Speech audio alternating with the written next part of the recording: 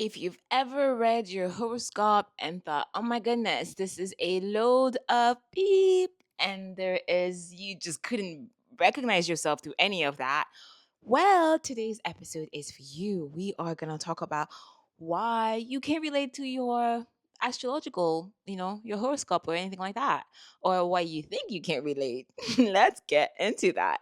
So, I want to explain to you that astrology is such a fascinating language. It's not even fun. It's just mind blowing. But you need to understand that it's not just all about your sun. Your sun energy is what most people think about when they're thinking about, horoscope or astrology. Like, I don't know, maybe you're a Leo, maybe you're a Cancer, a Capricorn, Aquarius, and so forth and so on. You get the point. But you're not just that. It's just one aspect of this very exciting, map that makes you who you are. And I get so excited whenever I talk about that. It's just absolutely mind blowing. Just start diving into the chart. It's like, wow. My goodness. It's literally like the cosmos inside of you. I like okay, we're gonna focus today because I'm not gonna let's stay focused. So the sun signs are just the tip of the iceberg. Remember that movie? I don't have to say the name. We all know which movie I'm talking about. It was just the tip of the iceberg, right? It looked big from the outside, but oh my goodness, once they started showing us what was really going on under the surface, and you like, wow, now we understand what happened and why it happened. I'm going to stop talking in mystical, in code words and in parables soon. But what I'm trying to say is that the sun sign is pretty much, it's you, but it's more like the software. Think about a car, right? Think about a car. It's the engine. We can say it's the engine. It's the engine at birth. It's the software at birth of you, but it's not the whole you, right? When you have a car, you do have an engine, but you also need other parts. The engine alone is not gonna it's not doesn't mean you have a car. I mean, it's a very important part of the car, but it's not the whole car. And to be honest, if you just have the engine, you're not going anywhere. You need tires, you need so many things, you need steering wheels, you need so many things. Can you tell that? Like, my dad is a mechanic and I grew up in a garage. Anyhow, and so it's pretty much like, you were born at a certain date, and then there is a snapshot of the sky, which is exactly when you were born. It's so beautiful, I swear. So the sun sign is like basic personality trait. If whenever you're thinking about your auntie or your husband, your wife, your boyfriend, your girlfriend, whatever, your cat, right, your dog, and they do a lot of weird things, and you look at them, you're like, why do you do that? you know, or that person who puts their socks first, or, they have to put like both socks first or one after the other, and they put their shoes one after the other. Anyway, we're not getting into that, but like, it's the things that you do, the quirks that you have that just come in your personality, it's like, yeah, I don't want to. I don't want to throw anyone under the bus, so we're gonna keep going. But like, yeah, it doesn't just capture everything about you. It doesn't capture everything about you because you are much more complex than that. Which is why, again, I'm gonna keep saying that forever and ever. Which is why it's very important to get a full birth chart, because your sun sign is your core essence. But did you know there are like three major signs that are really important? Your sun sign, which is your core essence, your software at birth, your moon sign, which is pretty much your reactive system, your emotional world. How do you handle things? Do you tend to go really quiet when it comes to emotions? Are you the kind of person that needs to process and talk about their emotion? Are you the kind of person who just needs to, like, dive in and get really watery and emotional about them? Do you process them intellectually? Do you lash out? Is it like fire when it comes to, like, you need to know all these things, and I'm not gonna get into it because I already made an episode about specifically about moon signs, or I think I did, or if I haven't done yet, it's coming up soon. So yeah, and then there's also the rising sign, which is pretty much that shell, but it's also, I like to think of the rising sign as your secret weapon, right? You might be a water sign, which is, more in touch with the emotional world, because water is emotion, right? But then you might have an earth You know, let's say you might be a cancer, let's say you might be a cancer who's very, very in the emotional world, but then your rising sign, the way you present yourself to the world, the shell that you're operating in might be a Taurus. So you're very grounded, you know, you have that bull, that Taurus energy, that earthy, grounded energy about you. And that's the shell that protects your Cancer energy. And that's also that a secret energy that you have access to, that you can tap into to help you navigate life. I think I already also have another episode on the rising sign, so definitely do check that out. People like to think about it of the mask, like a mask they wear, but to me, it's more than a mask. It's actually a part of you. It's You can see like the shell, the filter that you operate in the world with, and also I do believe that it's secret. It's your secret weapon, like energies that you can tap into beyond your your foundational software, aka your sun sign. So that's why when we compare two people, right? For example, you might have two um Capricorn who are totally different. You can have two Pisces that are absolutely different. You know, where one is very chatty and the other one is just very, very reserved. You can have two Leo where one loves to be in the spotlight, but the other one is just doesn't like the spotlight or doesn't seem to like the spotlight or likes it in a different ways, right? So this is where it's beautiful, where that's when we start diving into the complexity of the human nature, because you can't just say like you can't just like stereotype people just based on their sun sign. Oh, that person is just a Virgo, that person is just like, a Libra, that person is just like a Sagittarius. It's not that black and white. Not all Sagittarius are gonna be the same, obviously not. But even so more when you start diving into the chart. And then there is also the influences of planets, right, and their aspects. I'm not trying to make this really complicated. Aspects are a bit more, advanced language here, but in a way, it's more how are the different planets communicating with themselves. So we do have the sun, the moon, and the rising sign that pretty much makes up the personality of a person, or gives you, an idea of the person. And then we do have each planet, every single one of us, they are located in a different area, so that means they give us different flavors. So pretty much it's looking at how is this planet related to that planet, which is how are they affecting each other within that person's makeup. So, for example, we have the personal planet, Mercury, Venus, and Mars.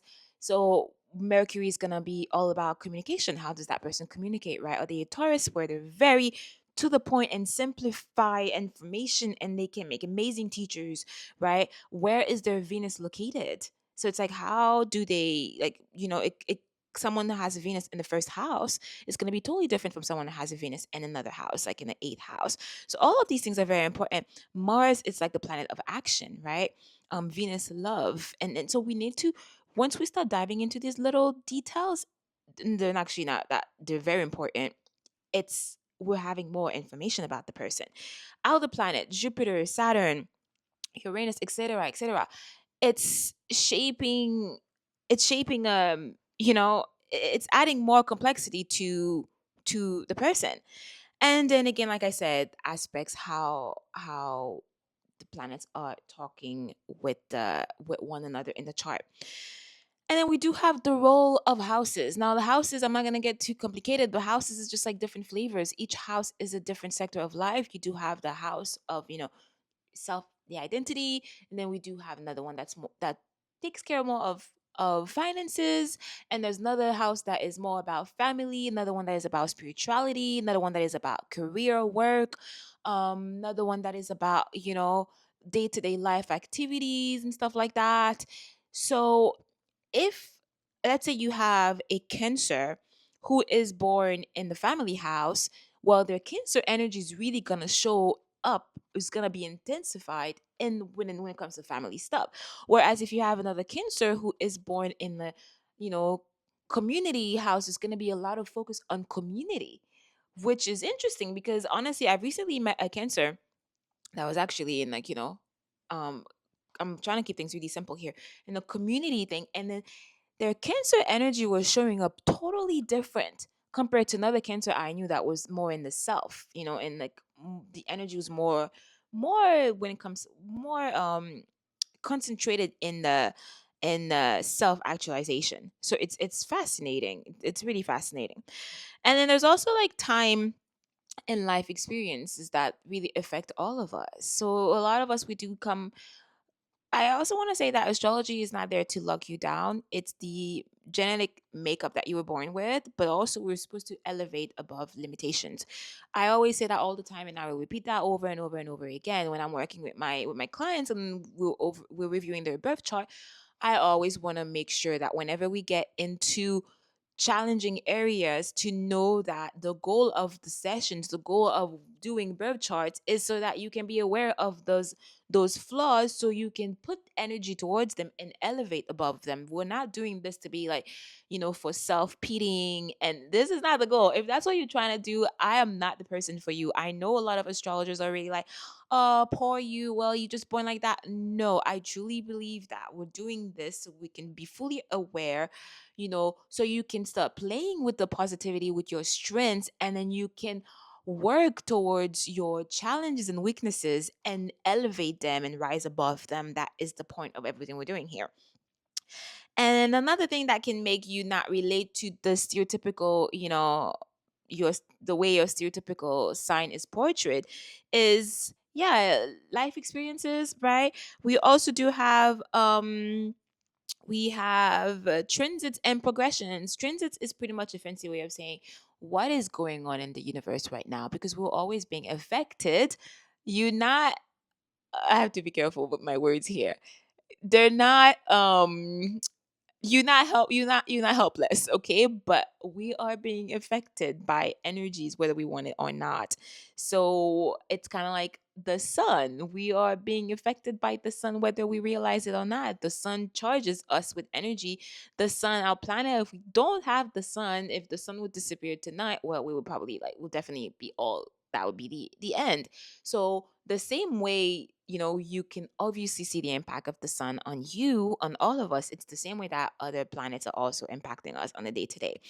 So depending on what is going on, the transits, the way the planets are moving in your birth chart in the sky, that are affecting you in different ways. Some planets would move and spend a lot of time in certain areas, and they will bring extra energies, shaking things up a little bit.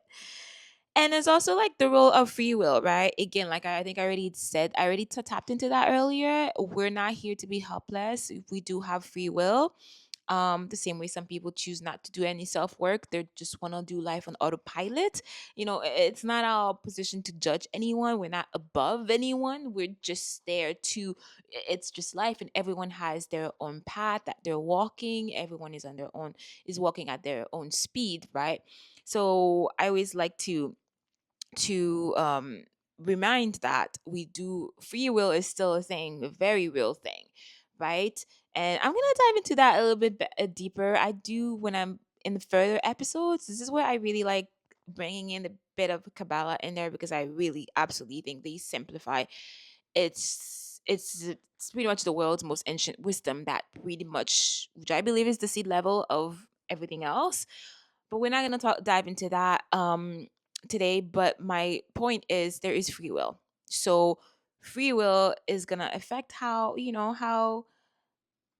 different zodiac sign express themselves, pretty much. So to wrap things up, right? Like I said, there's choice. There's always choice. Your zodiac is your sign is your sun sign is pretty much the software that you were born with, but there are all of this different things and elements that I just talked about in today's episode that can show you how they can add flavors. That's why you can line up, 12 Scorpios, and they all look the same. I mean, they all look different. Oof, I don't think they're ever going to look the same.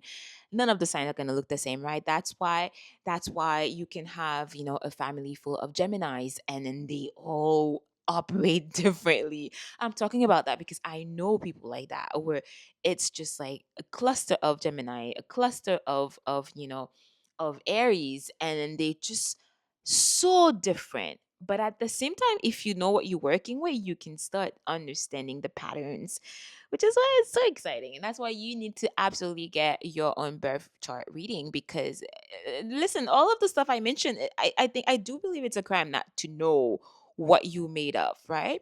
And also, there are so much more pointers that can actually point to what your soul is trying to accomplish in this reincarnation that you are in right now, in this lifetime that you are in right now. What is your, what you can have a lot of clues about, like past, past life that you've had. That way, the goal is not for us to play God or whatever. The goal is for us to bring awareness and guide us through life. We're not doing this life clueless. I mean, well, yeah, to some extent we are clueless, but I mean, we're not doing this life blind. We're not blindly. We have users manuals. We do have many users manuals here for us, right? All a gift from the cosmos, from the universe, from the creator, from the light, however you want to call it.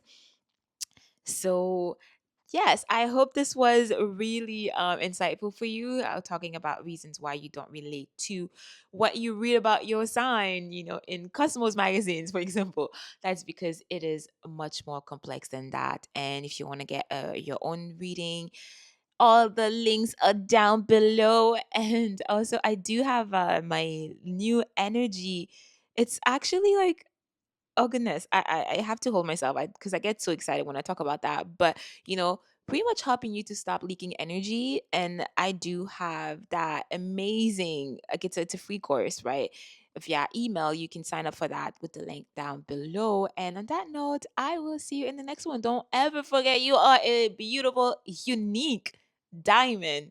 And I really want just some people to start seeing how amazing they are and fall in love with themselves. I think the more I study astrology, because to be honest with you, it never ends. It's those type of things you just dive deeper into it, and then you learn more and more and more and more things. And it's such a beautiful journey, and it just makes me fall in love with life even more. It makes me fall in love with people more. It makes me fall in love with nature more. And I just want to share that with you and hope to light up the same excitement within you also, because life is really, even when we're going through like the hard times, it's just a fascinating ride, and I just want you to start falling in love with it too. On that note, I will see you in the next one and keep shining bright like a diamond, my loves. Bye.